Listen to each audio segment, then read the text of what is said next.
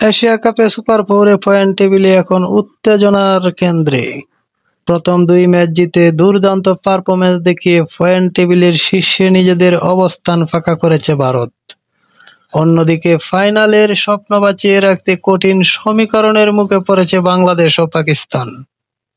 Point টেবিলের হালচাল বর্তমানে ভারত, পাকিস্তান, বাংলাদেশ ও শ্রীলঙ্কা এই চারটি দল সুপার ফোরে লড়াই করছে।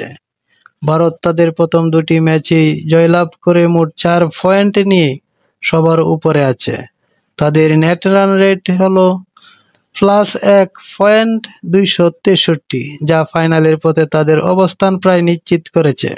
পাকিস্তান তাদের দুটি ম্যাচে একটিতে জয়ী এবং একটিতে অপরাজিত হয়ে 2 পয়েন্ট সংগ্রহ করেছে। তাদের নেট রান রেট +0.226, বাংলাদেশের চেয়েও শক্তিশালী হওয়ায় তারা সুবিধাজনক অবস্থানে আছে।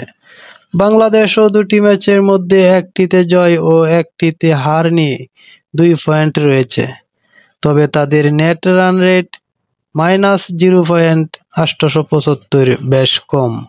ফাইনাল খেলতে হলে নিজেদের শেষ ম্যাচে কেবল জয় যথেষ্ট নয়, অন্য দলের ফলাফল এবং নেট রান রেটের জটিল হিসাব মেলাতে হবে। শ্রীলঙ্কা 2 ম্যাচে হেরে 0 পয়েন্ট নিয়ে টেবিলের তলানিতে আছে। তাদের ফাইনাল খেলার কোনো সুযোগ আর অবশিষ্ট নেই। এই পরিস্থিতিতে পাকিস্তান ও বাংলাদেশের জন্য ফাইনালের লড়াই তীব্র হয়েছে।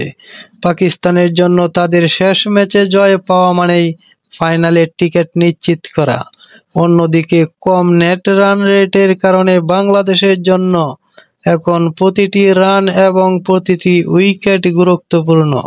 ফাইনাল খেলার আশা জাগিয়ে রাখতে তাদের নিজেদের শেষ ম্যাচে বড় ব্যবধানের জয়ের পাশাপাশি অন্য ম্যাচের ফলাফলের দিকেও তাকিয়ে থাকতে হবে বাংলাদেশকে।